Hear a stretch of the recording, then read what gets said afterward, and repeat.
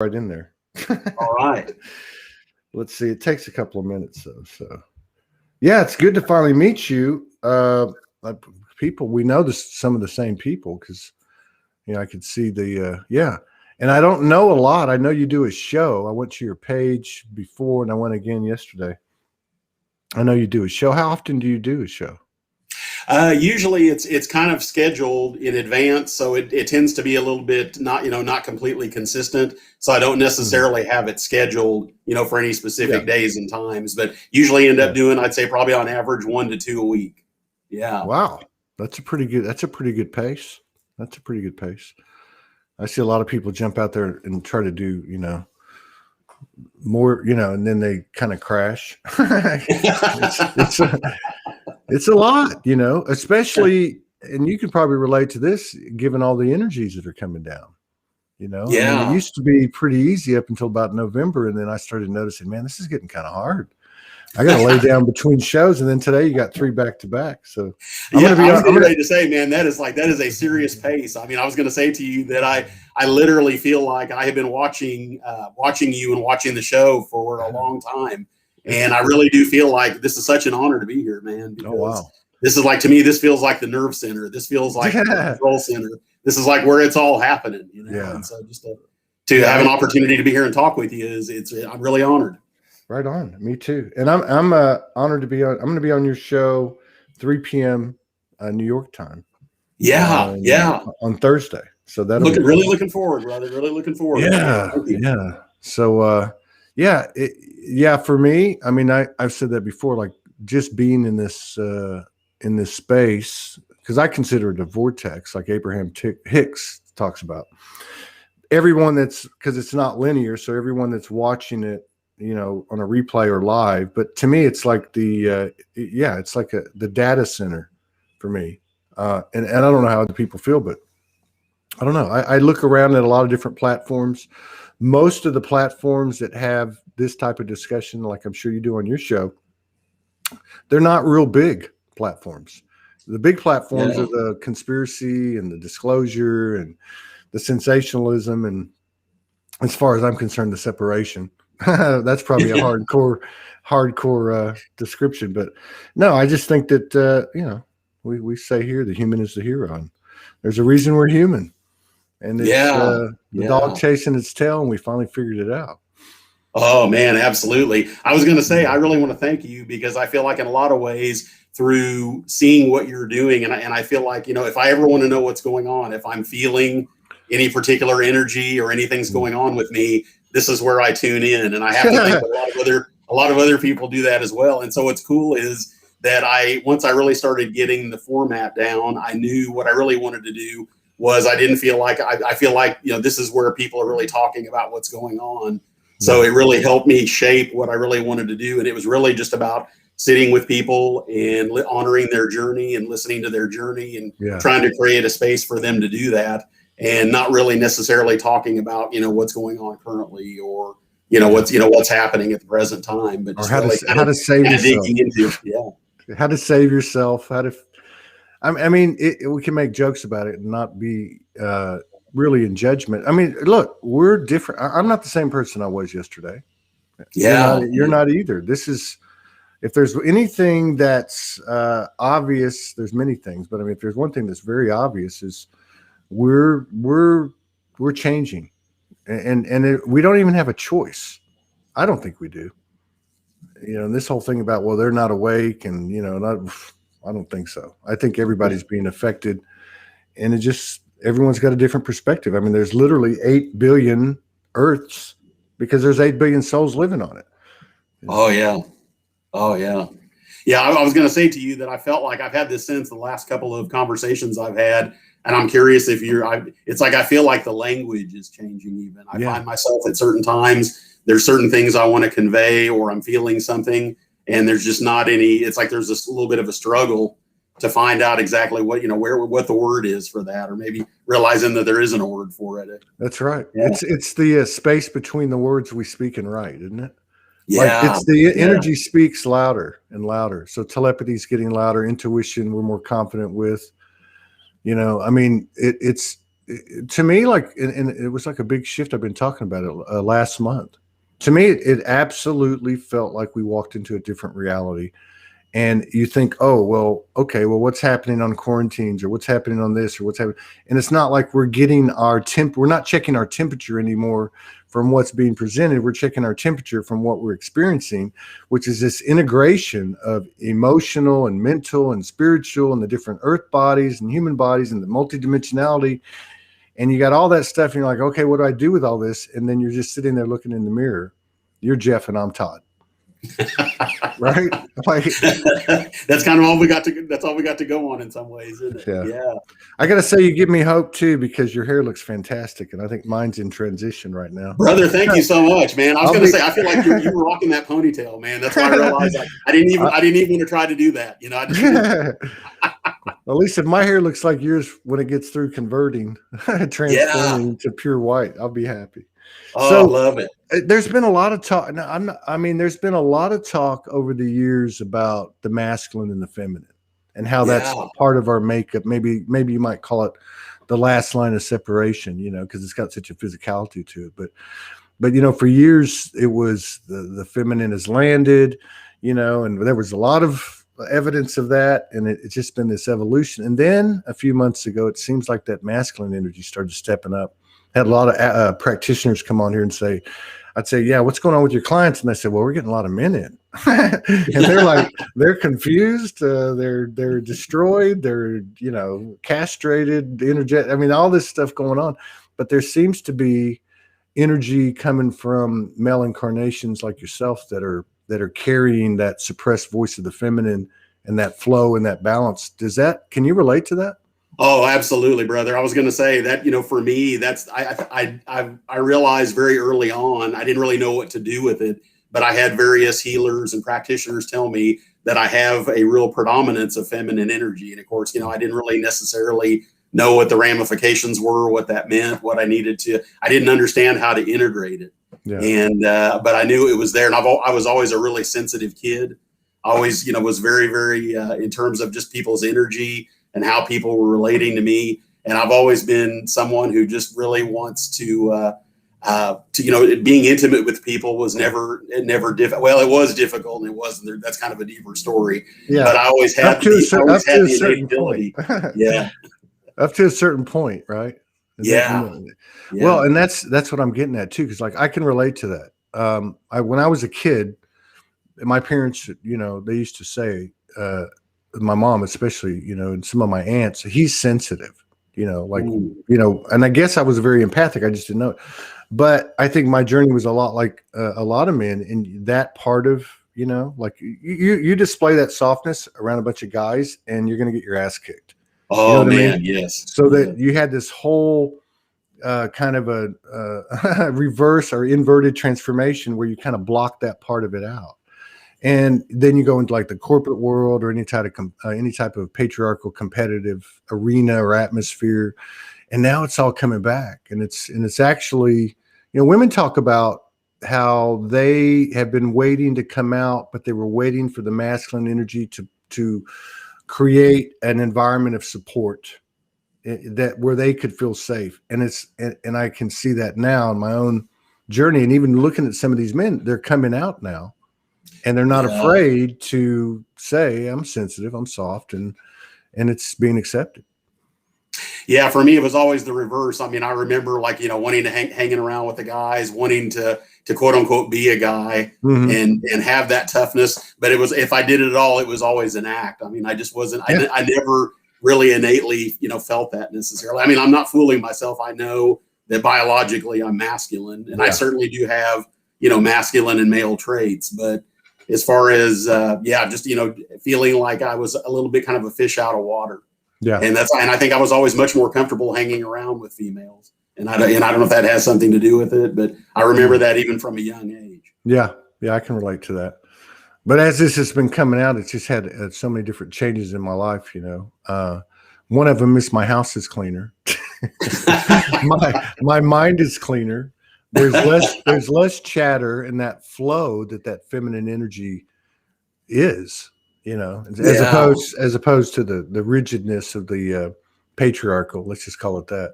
But I mean, that's nice. The creativity, the intuition, the imagination being utilized as the powerful force that it is, the responsibility and consciousness of being of our thoughts, of the thoughts that we project as quantum creators, understanding that what we see is one thing, but what we put out as a projection of what we've seen is how it all happens. And to me, that's the big wild card of this feminine energy coming into play, because when you get into that type of energetic field of creativity and intuition, imagination that they've been familiar with, who knows what we can create.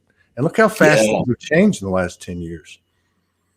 Yeah. And I was going to say, for some reason, just the last 3 or 4 years, I think since I've been doing the podcast, have felt a lot more safe to actually let that, to actually be in that feminine energy and not be afraid to, not to feel like at some point I have to kind of turn that around and prove to myself or prove to the other person that I do have some masculine energy as well. Yeah. Yeah. It's almost like I felt more comfortable just really letting that flow and not worrying about what people are thinking, as far as, what they're thinking about me. Well, that's one good thing about jumping on camera. And I've always said that over the years. I'm like, you know what? Just get your phone, turn it on, and just give your truth, not preaching, but like you could be teaching somebody how to make your favorite recipe. There's something about the truth frequency that it doesn't matter what the literal content is at the human level or the human comprehension level. It's an energetic force of expression, and that's how creation stays in motion, is to continue to express itself. But we've been in a realm where we've not been consciously creating or consciously understanding how powerful we are. And I think this is why the earth is front and center right now, because you got this immense physical matter dense environment where we're being given the same tools we have in dream state and dimension. So to be doing the stuff that we do in dream state, flying and just all the things that we do, to be able to do that in the physical is to me well within our reach. Yeah. And I was going to say, just, being able to sit down with people and and not even really even be thinking about who or what I am, and to let people just be to let people be who they are. It was definitely difficult at first. I mean, I certainly fought it a lot. I mean, there was a lot of, it's kind of like it brought up all the insecurities. I mean, I found out it took me about 2 years to realize that I'm, even why I'm really doing this. I thought I knew why I was, but Well, that's what I was saying too. Is like, if you go look, we were at 2,700 episodes. You go back 2,000 episodes. You go back 1,000. You go back a year ago, and if you just use, if I use myself as as an example, it's first of all, there's a tremendous amount of change and transformation all the way around, as reflected in each one of us individually in our own way. But the other thing is you get to a point when you come on so much, and you can relate to this, even going on twice a week, the spit and polish is gone. If you make a mistake, I've had sleep on my face. I mean, whatever it is, and you get to a point where you get past the point of embarrassment, and you just go, this is me. And it starts to become more comfortable, but it becomes more comfortable the more you step into it, which I think is really what we're all doing. Yeah. And I was going to say that it's so different. I mean, when I first started, I remember feeling like I had to be somebody doing this. There had to be some, there had to be, I'm not going to say it was like something, like professionalism, but it was just like I was so focused on feeling like I needed to exhibit certain characteristics and really kind of drive this thing to a certain degree. Yeah. Yeah, it's not fun the first time you show your ass on live camera, but after you do it a few times, it's okay. That's another thing too. Is like I really like capture, like we did right now. Like we just hello, it's good to meet you. Jump on, and just do it like you're doing it together alone. We met in a restaurant. I mean, there's something about that. No BS, just here I am, warts and all, Yeah. Absolutely. And I was going to say, that used to be really hard for me. I mean, meeting people, I don't know how that was for you, but I know for me, struggling with chronic depression most of my life, it's only been, basically the 4 years ago that I started this, that I would really, actively seek out to meet new people. And I feel like it's a lot different meeting people on a podcast, talking to somebody or doing an interview, than it is like meeting somebody than meeting somebody in person. But Absolutely. I was just curious for you. I mean, I didn't know if meeting new people for you before was something you could do really easily. I had such a I want to say a struggle. There were, years ago when I came into these communities, there was a lot of empath groups. I didn't even know what that word was. I didn't really identify with it, but now that I look back, I realize that's what it was. Like I said, my parents would say he's sensitive. I was very shy. I had 5 brothers and sisters, and people would come over, hey, come meet all our company, and I'd crouch in the hallway and cry. So there was that element, which I think a lot of people here that are empaths can relate to, even to this day. But as time went on, and I got patriarchalized and went into sports and went into business and the competitiveness and having to shut down that feminine and really be an alpha kind of a frequency. I learned to speak publicly and to meet people. But yeah, there's always been that self-consciousness, that self-evaluation. Am I good enough? And you're never going to win in that environment. You can tell yourself that you're Michael Jordan. You can tell yourself that you're the baddest ass on the block, but deep down inside, there's just the same type of core that you have, like with a bully. Yeah. Definitely. The arrogance is really more of a sign of the insecurity and not the confidence. Yeah. So, yeah, I can relate to that. Yeah. In some ways, I'm curious. Do you feel like you have moments that go by where you don't even really think about who you are anymore? That's one of the things that I wondered about, just doing this as much as you have. And no. I mean, it's I don't know. That's a really good question. It's like so at some point, I just said, no matter how you feel, you got to go on. And it's gotten hard. It's gotten harder. Last month, I had a week that I shouldn't even been on. I was just absolutely showed my ass through 25 shows. I mean, I was twisting at both ends. I was split. You know how these really big ones come in, like the energy of last month, where you just get split in half. Like you're just like the humans over here, the higher selves over here, and there's all this expanse in the middle. I'm like, okay, what do we do now? But yeah, I don't know. For me, and I see this actually as being a feminine quality is one thing about the feminine. And if you look at our experience, our past, the prominent feminine energies, they show up. They just show up, and I talked about this yesterday. A woman has, you can have let's say a social unit, like a family, like a big Mexican family like mine, where there's a lot of drama and chaos and the gossip and all this normal stuff.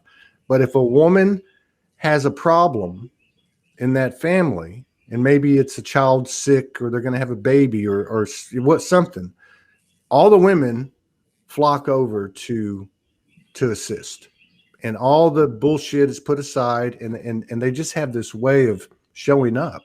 And so I think that's kind of a good part that's come slowly as a result of some an evolution where there was a resistance to change and giving up the power that I thought I had, which was nothing.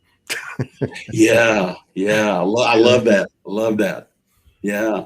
I was going to ask you, I'm just curious as far as what it feels like. In other words, like, for instance, like last week when you were talking about that, it would just be interesting to know. I mean, is it almost a situation where you can't, it's almost hard to visualize yourself doing these shows? Yeah. Or is it just, you mean that the week that, that was about 2-3 weeks ago. Yeah. Oh, sorry. No. It's like, literally sit in the chair. And I actually was not going to go on, because it was a very intense time. Morgan went back 2 weeks ago to Australia. We've been together in the flesh for like 2 years, other than about 50 days we were apart. And so I was dealing with but the energy that was representative of, which to me was a lot of transformation, a step up. But anyway, in terms of the human, I literally said, I can't do this. And then I heard from the other side of the expanse, the higher self go, you got to get on. You have to get on. You have to exhibit a frequency of what this is. And so it's raw, tender, vulnerable, melting down, trying to be balanced, and literally, I'm not going to say having panic attacks or anxiety, but having these physical sensations of the transformation, which you're thinking, man, I'm gonna have to go lay down on this couch in a minute. But no, I don't know. I think what it does is it puts you in this place of presence. And I think that what we're getting comfortable with is to be comfortable in our own skin and be present in all moments, regardless of how we feel. And there's nothing wrong with that. We're not hiding anything. People come up to you and say, "How are you doing? Are you okay?" And we always say, "Yeah, I'm okay," even if we're not okay. And I started saying to myself, I'm not okay. I'm going to get on to do the show, but I'm not okay. I'm not 100%. I'm not, I'm 80%, whatever. And that's okay. Because I think we've hidden this from ourselves and each other, and it's important that we share it. Yeah. I wonder, and I have to wonder too, if this is part of the shift, as far as just what it's going to feel like for us to be together and to share space with one another. And, what any expectations, for how we're going to be or how we're going to feel or how we're going to relate. I wonder if a lot of that stuff is going to just really get turned upside down. I had 6 kids, and there was many times for a number of years where 5 of them would be together, and they were from let's see, 7 years, 5 of them in this expanse, right? And so I had this rule where, when they were much younger, if one person gets in trouble, they're all in trouble. But if one person's pissed at one of the other ones, then I'd make them stand together with their arms around each other in a circle, right? Something like that. And I look at that and I see that that's kind of what's happening now. The universe isn't going to force anything, because the universe, to me, if God is a gender, God's a woman. So there's the flow, right? The natural flow, that creativity. But I do think that there's a certain element of force from the human perspective. We're all going to be put into a situation where we accept this oneness, in the metaphoric of that example I gave you, but we accept this oneness, and it's going to put us in a room all together until we come out unified. Yeah. I'm almost wondering too, if this whole medium is turning out to be, or will it turn out to be something that we had no idea or never dreamed, something that we didn't ever dream possible. Yeah. The reason why that people, we're having these conversations and putting this stuff out in the universe is a complete, is going to end up being a completely different model than what we actually thought, why we thought we were originally doing this. Yeah. Yeah. Well, everything to me for 10 years has been a paradox. I mean, and it's not even paradox by human terms. It's more of a paradox that what is up is down. And, it's like they both mean the same thing, kind of thing. But yeah, and if you look at, I remember years ago when I met Morgan, she said to me, the internet is the highest physical representation of the ethers. And I went, whoa. It's actually, because if you look at our journey, we're physicalizing, we're merging the physical and the non-physical. And this is the prime example. I mean, the speed of learning, the capacity to learn, process, and integrate and actualize has increased a millionfold on this earth in terms of the transfer of information and so on and so on. Like we're babies again. Like when you're a baby and you're learning gobs and gobs of information at warp speed every day, and it's scientifically proven, or had been, that when you get up to about 18 and get out of organized education, that it starts to slowly go down.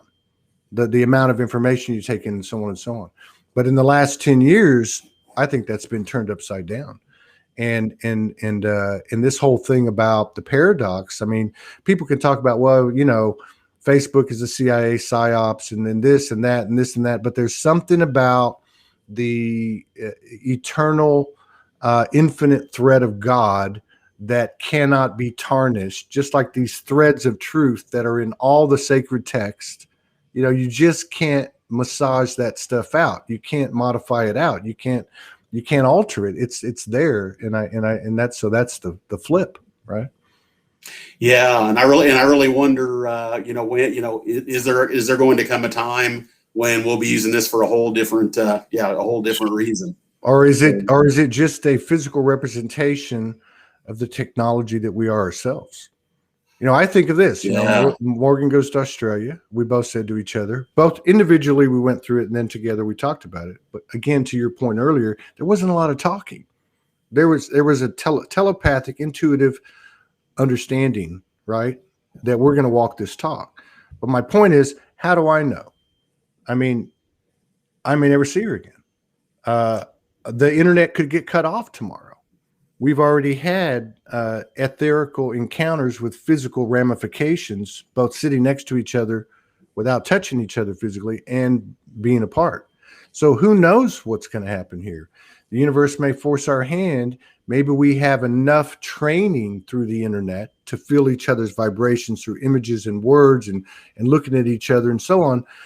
Maybe it gets shut down and we are graduating into a timeless and spaceless type of interaction in the physical, right? So who knows? yeah, man, that's a mind blower. Yeah, to me, that's like a mind blower. Thinking about at some point we don't even have to use. Yeah, I'm just trying to imagine like not even having to use this technology, and we're actually still communicating. Yeah. Yeah, well, two nights after she went into quarantine, we had an episode that I'd say probably lasted about 5 or 6 hours on the linear timeline, but it was a very powerful thing, and the physicality was very much involved, even though we're half a world away. But my point is that as I was thinking about this yesterday, I thought, well, I wonder if this is always going on. Like, I wonder if there's a part of me that obviously there was that went over there, and this experience occurs. And if we're just coming into it, I've never felt that the disclosure was going to be the secret space program and all the different things that have been hidden, the technology and all that. I've always felt the disclosure is going to be us. Like think about it. Would it be easier for me to get used to, oh, there's been breakaway civilizations and here's what's really going on? Or would it be harder for me to accept that I can be here and then physically be there at the same time? Or any other what we might call supernatural or higher sensitivity, skill, and ability that we might have that goes with being a divine human in the flesh. Man, yeah, that's heavy stuff in a good way. Heavy in a good way. I'm also wondering too, can you ever imagine just like people like you sitting here with someone and there's not even any words exchanged at all? Yes, I've had that happen. Wow. I had a guy get on here and he didn't tell me, so it was kind of fucked up, but it wasn't. I got where he was coming from, but there was, like all of our actions to this point, and it's getting better and we're more in alignment, but there's always a little bit of shadow, whatever, and I do the same thing. But yeah, he got on and he just stared at me.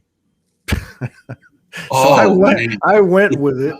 I read a poem that he had written halfway through, and the rest of the time we were quiet. And so I get both sides of it, but there's been moments where, and more, and really, to be quite honest with you, it's happening more and more because Todd's shutting the fuck up, and I don't mean that in a bad way about Todd. I just mean I'm reflective of what's happening as the individual goes, so goes the collective. So there is a stillness, I would call it a stillness, that's occurring, that space between the words we speak and write, that's speaking to us. And this has been the operating system for the sisterhood, right? Because women have always had this level of communication that men are on the outside looking in. They don't have an effing clue, but they do, right? They communicate telepathically. They operate off intuition. We just haven't listened to it. And I think part of the characteristic of that transformation is that the masculine voice, which a lot of times shows up in the male incarnation in a patriarchal society, is becoming quieter. And that only happens when you are disempowered in the right way, disempowered of the false power that you had. And so I think that's what we were talking about earlier too, where you're seeing a lot of men breaking down to power up. You know, it's so interesting is now it's got me thinking. I'm just like thinking, for instance, about going back like 20, 30, 40, 50 years, you know, with broadcast media. And when you'd watch interviews and things like that, or you'd see, the news being delivered, I feel like that almost was a different paradigm. That maybe I'm wondering if maybe there was more of the male, there was more of the masculine in all that. Absolutely. Yeah. I mean, people talk about, even look, the Buddhists were in one of the bloodiest wars ever 1,000 years ago. They were still at war a couple of years ago. I was doing some research in a minor kind of way. None of the structures, no matter how benevolent and idealistic they might present themselves. Look, the Buddhist structure, and I'm not picking on the Buddha, there's no women. The Dalai Lama is not a feminine. All right. The Pope is not a feminine. I mean, the imprint is so huge that now I think we're at a point where we're not looking at the forest. We're looking at the tree. And the tree is, what can I do in this moment? I don't need to go out and march and protest and boycott. I can take care of these things energetically in the figurative space between my ears, where my heart, my gut, and my mind are integrating and fusing. I mean, this is colossal. The whole term "as within, without." It's taking on a whole new, it's a whole new, and it's changing so rapidly that you can't even gauge what it is, because the next day you wake up and there's a higher truth. Yeah. I was thinking about for instance, Walter Cronkite. I know this is going like way back, CBS News. I'm with you there. I remember how he always used to say, and that's the way it is. I can't remember if that's the way it is, but I almost feel like that's like the ultimate. Is that the ultimate masculine? Like he read the news, and that's the way. This is it. I was talking to Morgan yesterday or the day before, and I was looking on the Australian, whatever it would be called, the health department, their official government site. And so I was looking at the procedures that they had put on the site for people that were in the situation she was in. So coming into the country, going into quarantine, now you're going to go from this state to that state. And I noticed the words that they used. So they use words like, you should do this and you should do that. Now, if you look at, in fact, another example, I had a friend of mine, he's in Houston. I said, why don't you come to the Soulogy Fest? And he said, well, I really can't, and I don't want to get a vaccine. And I said, what are you talking about? You don't have to get a vaccine. He said, no, you don't. I said, no. But the suggestion, and that's really how this whole thing's run, back to your point about Walter Cronkite, that's just the way it is. That is a suggestive programming declaration, and so much of what we've accepted has been based on the insinuation or intention of something that's really got no power over us, but we accept it because we're hearing what we want to hear from the perspective that we're coming from. So yeah, man. Yeah. The other thing I was going to say to you too is, like, for instance, just, right now, I mean, after watching you, have conversations with a lot of people and just being here with you right now, I don't even really get this sense. This doesn't, to me, it's almost like I don't even get the sense that there's any sort of model that, in other words, as I'm speaking with you, I'm not seeing you as the person asking the questions. Mm-hmm. I mean, it's almost like, in a way, it's like you're just here. That's right. And there's no model in my head there probably is a little bit, at least on my part. I'm thinking, well, I'm on his show. So, I don't know if I'm supposed to be asking any questions. It's a conversation. That's why I tell everybody you can ask questions. But do you ever have like and I don't know, in dream state? To me, like dream state, a lot of times is, because you just reminded me of this, like I'm in a dream and then I become conscious I'm in this dream and I'm talking to Jeff. And there's like a scene going on, and there's all these different, things that we are not as sensitive to or haven't been when we're consciously awake. And then you go to another one, like a snap. Like you're here talking, I'm here talking to you. And next thing I know, I'm over here and I'm on the street corner talking to Morgan. right? You have these little scenes, and that's what I get. Yes. That's what I Yes. get from what you're saying. It's yeah. So it's like, okay, it's almost, I'm not going to say this right, but don't try to figure it out. Just be here, right? Just be Yeah. here. Because Yeah. if you really think about it, nobody knows. Nobody knows. We could be in a simulation. We could all be running on programs. Okay. Uh, is there a God particle that's present in everything? I would think so. Mm. You know, is this a quantum environment?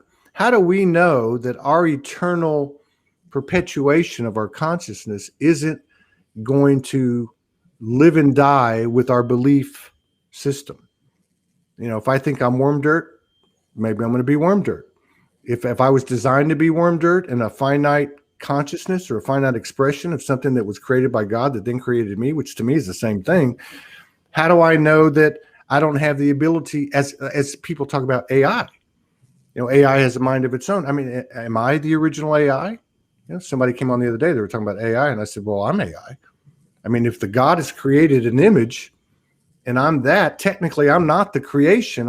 I may be a creator, came from creation, but how do I know that my thoughts forward and my thoughts in the present aren't going to be what occurs with my consciousness from here out? I don't know. So the only thing you really have is this. That's it. And you go from one scene to another. And it feels very dream state to me, well, as we get into this further.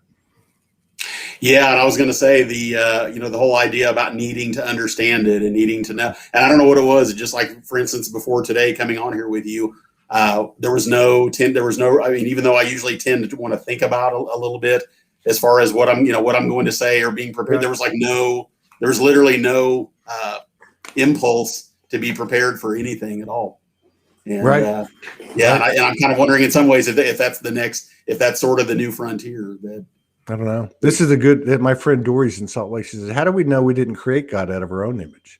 See, and there's that paradox, right? Oh, yeah. You know what I mean? There's Yeah. that paradox. That paradox is it's true on one end, it's true on the other, yet they're not even just polarity. They're like inverse, you know, they're just so diametrically, you know, on opposing sides that, but there's a reality that they're one and the same.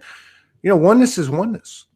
So oneness isn't like, okay, over here there's oneness, over here there's not, and in between, it's one or the other, and it goes all the way. It doesn't stop. It doesn't have an exception.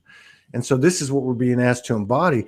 Man, our field of oneness is so beyond what we think we have to confront, which we haven't even done collectively. I'm not saying that as a cut down, but I'm talking about ethnic equality and no borders and freedom and sovereignty.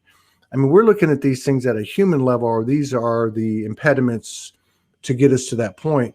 No, we're talking about being able to communicate and integrate with this table, which is made of the same thing I'm made of, or a crystal, or an animal. Or we're talking about this state where you're just aware of that oneness in your present state, and there's none of that story and threads and codependent frequencies and attachments, and all that stuff goes away.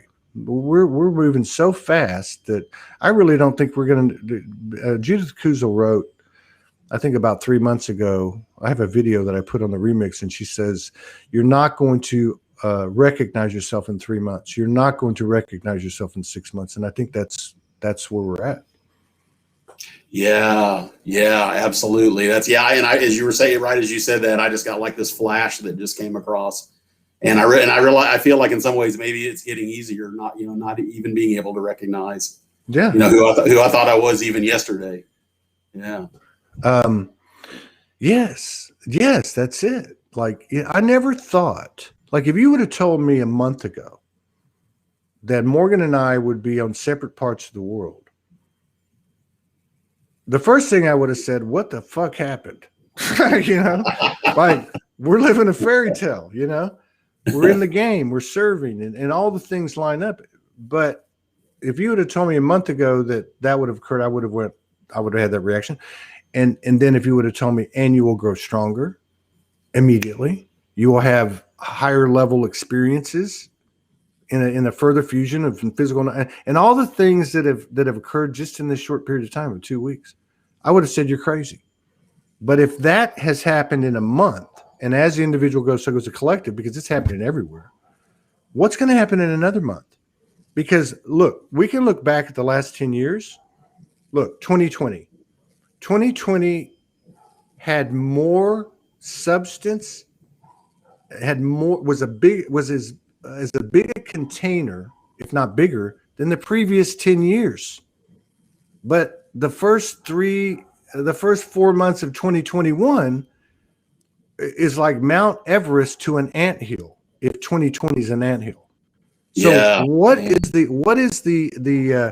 if you capture that, whatever, I guess it'd be linear time, but if you capture that block of information that is the next month, 2 months, 3 months, the level of transformation, capability, awareness, and everything, ability, is through the roof. And that's another thing about the last few years. Nothing slowed down. So why would it now? Right? Yeah. Yeah. And this is going to sound like a really strange question. I know awakening, that was all, as someone who's been on this journey or on this path for almost 30 years. Of course, I didn't really get the Ascension thing, didn't start for me until last year, like early in 2020. Oh, really? I'm really glad that it happened when it did, because, I don't know in some ways how I would have gotten through the rest of last year, but, did a lot of other practices, Buddhism, Zen, various Hindu or Sanatana Dharma practices. But as far as Ascension, I'm still definitly, kind of a newbie, I guess. I don't know. But then again, in some ways, I don't know if that even holds up anymore. I think we are. Maybe I'm an old man in that now too. Everything's sped up. Yeah. Maybe we all are. But because I remember when I met Morgan in 2015, I had been around groups in the community type, and Soulogy was started in 2012, but I didn't have a grasp of Ascension. I'd never met a person who'd been downloading for 15 or 20 years Ascension or sacred sexuality or divine union, and then you start to meet other people that have been working with dragons for 20 years or this or that or this or that. It's so, I look at anything presented to me externally, and I don't mean this in a bad way, as a potential program. It can either be something that I integrate and fuse and merge with to obtain that which I may not have awaken me, or I can look at it as in the old way, which is, what are the differences, right?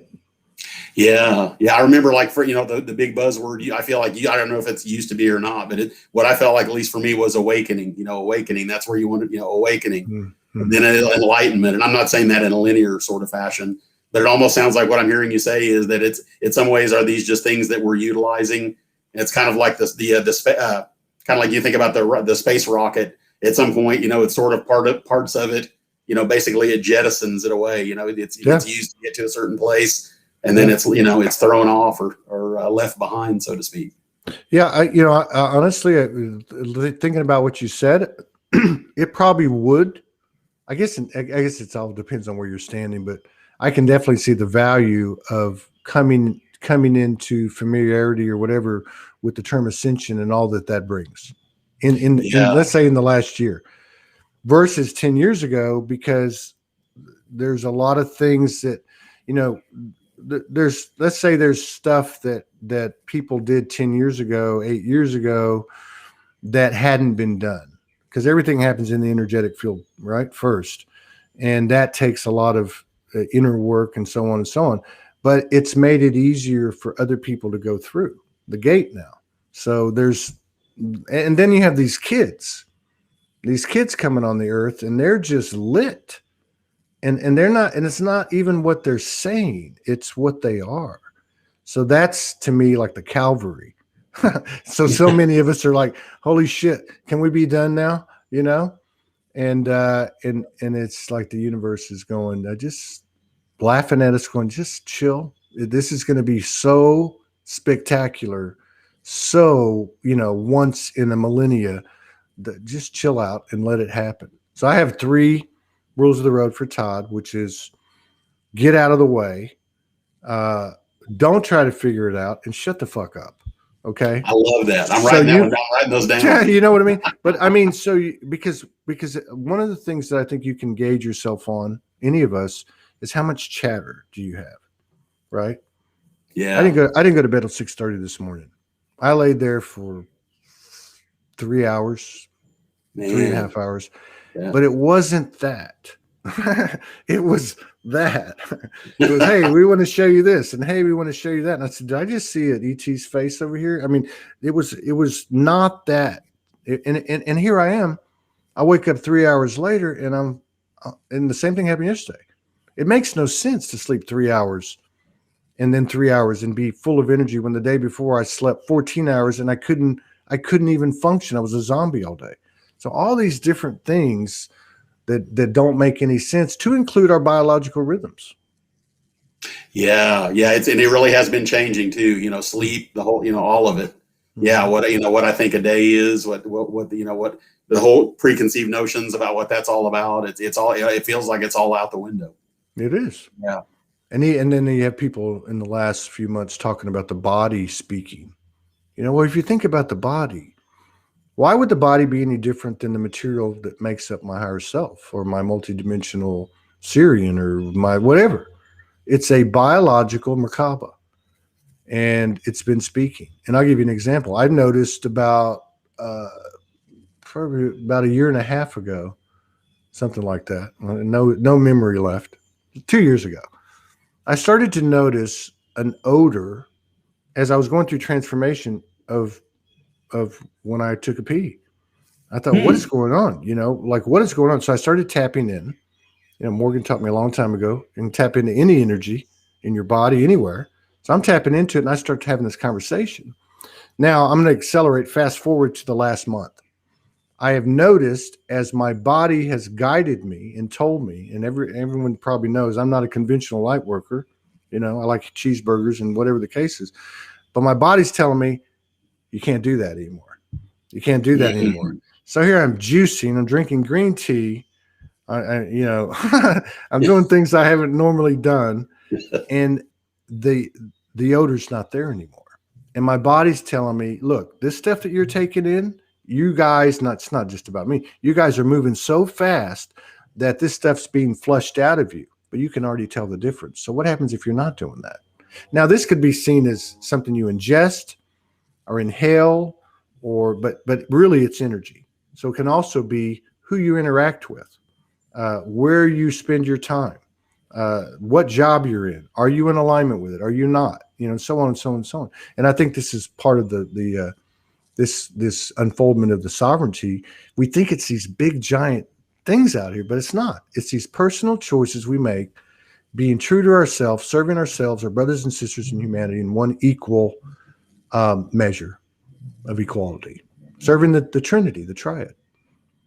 Yeah, I also wonder too if it's going to get harder to ignore those messages.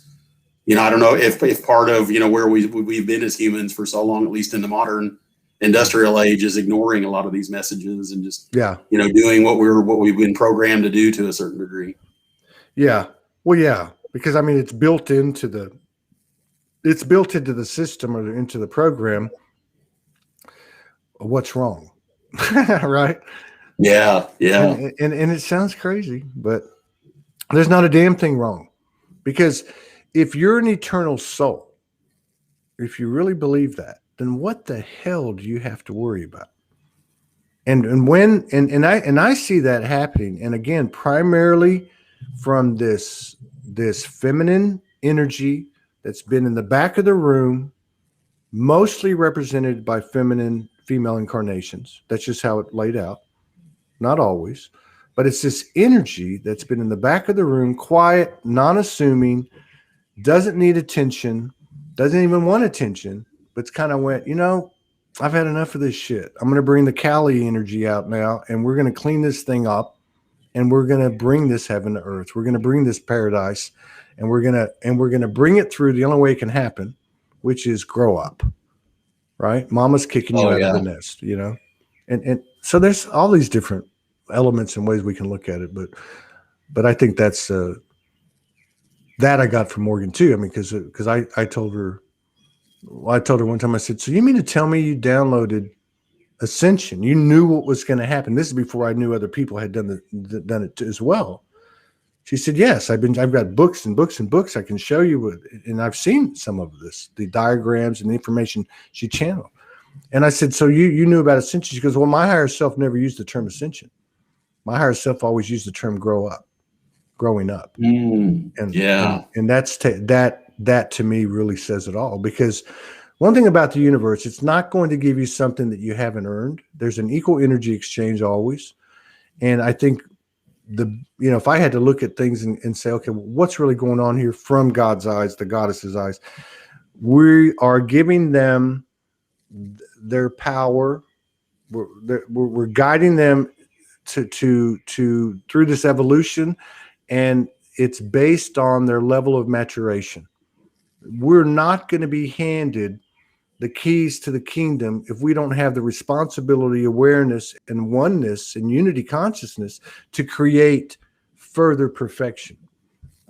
It's just not going to happen. Yeah, you just actually just hit me where I live, because I was thinking about the whole conventional growing up. I was definitely one of those people who kind of resisted that to a certain degree. There's always parts of me that I just really didn't really want to necessarily grow up completely. Exactly. And I feel like now this is all why would we feel like want it's coming from a completely different paradigm, isn't it? I mean, and maybe that's the conventional growing up is more of the external, the human external, grow up or else.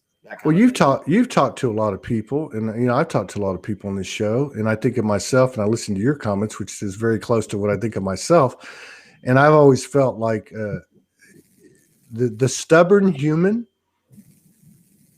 is a sign of a stubborn soul. And I think the stubborn souls, because not everybody came here that wanted to come here. This is not like people said, okay, you're the bottom of the barrel, we're going to throw you down there. This is like, okay, who's got the biggest etheric balls? Who's earned it?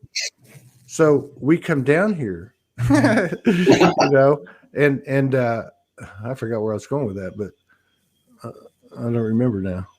See, and there's that, and this is another example, right? I mean, like we have ascension amnesia. I see it happen every day with me and other people on this show, and then it comes back, like you said. But it's all good. I'm looking forward to being on your show. Yeah, absolutely, brother. Absolutely, man. I'm looking forward to that. I really am.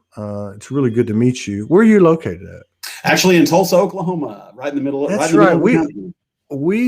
That's right. So I'm going to be going right, but I'm actually close to you.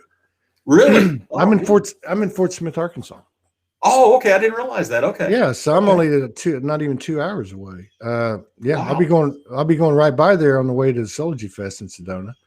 Man. 40. We're gonna be there May 28th through 31st. I am gonna get on tonight or tomorrow. We're gonna give away 2 free tickets to the live festival. But yeah, it's May 28th, 29th, 30th. Is that right? Yeah. That's the paid for part. It's going to be online and in person. So you can get it at SoulogyFest.com.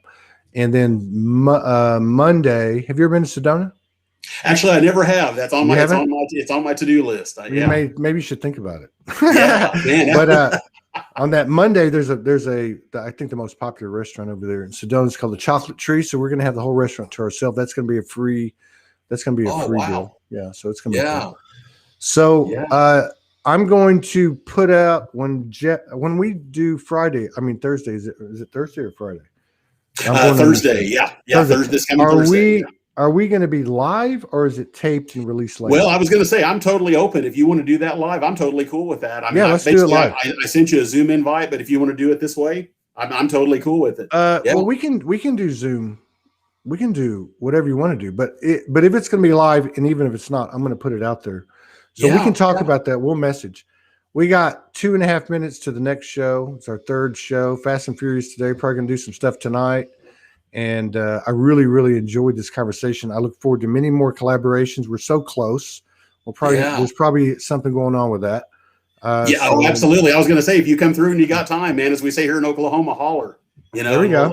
I'd love to meet you in person, man. Absolutely. Yeah, right on. Yeah. I'm up for that. I'll be in touch with you the next day or two. Cool. That sounds great. Take care. Peace. You take care. We'll be back with Margot, who's from Arkansas. She'll be here. I don't know how to pronounce her last name. She'll be here in about 2 or 3 minutes. We'll probably have a 5-minute delay. Todd's got to go to the little boys' room. See you later, Jeff. All right, man. Take care. Bye-bye.